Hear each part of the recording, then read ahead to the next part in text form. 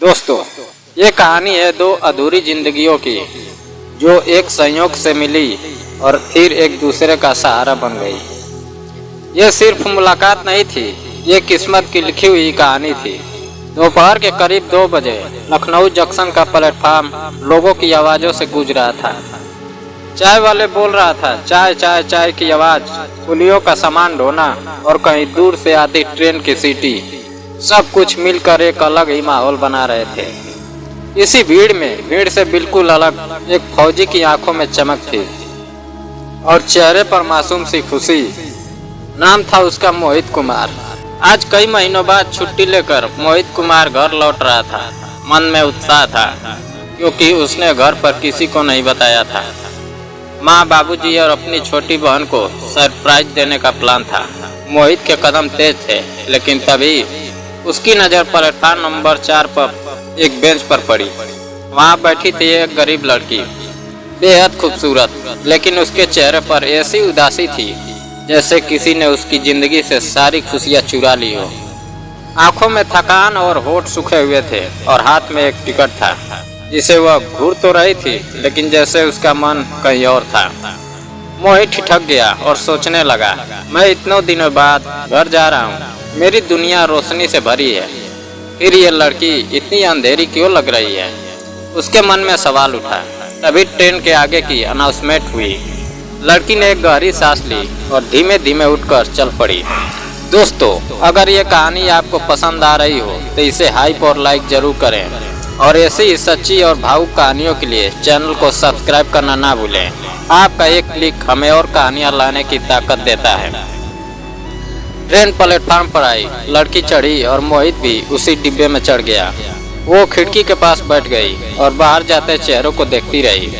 मोहित सामने वाली सीट पर बैठा था, लेकिन उसकी नजरें अब भी उसी पर थी। कुछ मिनट की चुप्पी के बाद मोहित ने हिम्मत की। मोहित बोला, माफ कीजिएगा, अगर बुरा ना माने तो कुछ पूछूं? लड़की ने नजरें उठाई, आंखों में थकावट थी। धीरे से बोली, बोलिए, क्या बात है? मोहित ने कहा, मैं स्टेशन पर आपको देखा था, आप जितनी सुंदर है उतनी ही उदास लग रही थी। बस यही पूछना था कि सब ठीक है ना? उसकी बात सुनते ही लड़की के चेहरे पर जैसे एक चुभन सी हुई। काजल बोली, आपको इससे क्या फर्क पड़ता है? आप अपनी राह देखिए, मैं अपनी देख लूंगी। मोहित थोड़ी देर चुप रहा, फिर धीरे से बोला, मैं जानता हूँ मैं अजनबी हूँ, लेकिन मैं एक फौजी हूँ और आज बहुत दिनों बाद घर जा रहा हूँ। माँ, बाबूजी और बहन से मिलने की खुशी थी, लेकिन आपको देखकर लगा आपकी आंखों में कोई अनकहा दर्द है। लड़की की आंखों में नरमी आई। काजल बोली, आप फौजी हैं? मोहित बोला, जी हाँ। काजल बोली, माफ कीजिएगा, मुझे नहीं पता था, मैं फौजियों की बहुत इज्जत करती हूँ। कुछ देर की चुप्पी के बाद लड़की बोली, आपने पूछा था ना क्यों उदास हूँ, तो सुनिए। 3 साल पहले मैंने सब कुछ छोड़ दिया था, अपने माँ बाप, अपना गांव, अपने सपने, सिर्फ एक लड़के के लिए। नाम था उसका राहुल। कॉलेज में मिला था, बहुत प्यार करता था। जब पापा की नौकरी चली गई तो उसने मेरा साथ दिया, लेकिन जब उसकी नौकरी लगी तो वो बदल गया। कहने लगा, हम साथ नहीं रह सकते। मैंने अपने माँ बाप से सारे रिश्ते तोड़ दिए थे। अब अगर उनके पास लौटूं तो क्या लेकर जाऊं? और इस शहर में कोई अपना बचा ही नहीं। कभी कभी सोचती हूँ किसी चलती ट्रेन से कूद जाऊं, लेकिन मरने के लिए भी हिम्मत चाहिए और वो मुझ में नहीं है। इतना कहकर वो फूट फूट कर रो पड़ी। मोहित उठा और उसकी बगल में बैठ गया। धीरे से उसके कंधे पर हाथ रखा। तुम टूटी नहीं हो काजल, बस थक गई हो। कभी कभी ऊपर वाला हमारी ताकत आजमाता है। जिसने तुम्हें बचाया है वो तुम्हारे लिए कुछ बेहतर भी रखेगा। अब से खुद को अकेला मत समझना। काजल ने पहली बार उसकी आंखों में देखा और हल्का सा मुस्कुरा दी। कुछ देर बाद काजल ने पूछा, आप तो कह रहे थे आप बहुत खुश हैं, पर आपकी आंखें कुछ और कह रही है।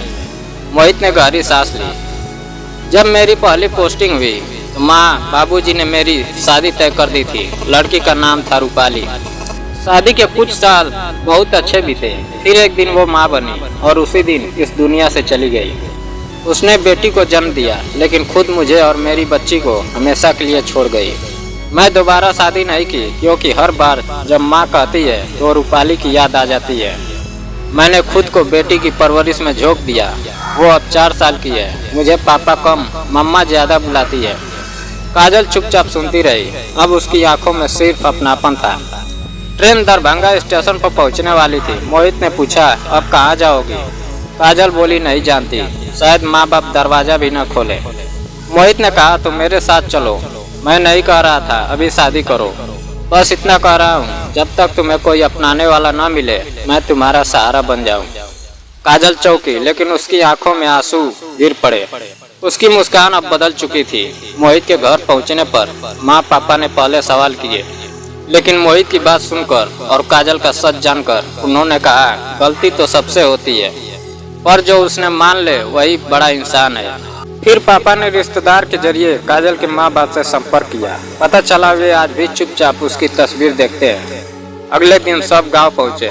दरवाजा खुलते ही माँ ने पूजा की थाली हाथ में लिए अपने बेटी को गले से लगा लिया। पापा ने भी आंखों में आंसू लिए उसे माफ कर दिया।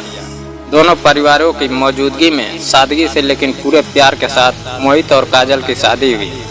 अब काजल सिर्फ बहू नहीं है, एक 4 साल की बच्ची की माँ भी थी, जिसने पहली बार मम्मा कहकर उसे अपनी जिंदगी में जगह दी। गांव में कुछ लोगों ने बातें बनाई, लेकिन मोहित ने सबके सामने कहा, अगर लड़का सुधर जाए तो इज्जत मिलती है, तो लड़की को क्यों उम्र भर की सजा दी जाती है। दोस्तों, कभी कभी माफी कमजोरी नहीं ताकत होती है, और रिश्ते खून से नहीं तकदीर से बनते हैं। अगर ये कहानी आपके दिल को छू गई हो तो इसे शेयर जरूर करें, क्योंकि शायद आपकी वजह से कोई अपनी टूटी जिंदगी को जोड़ने का हौसला पा ले।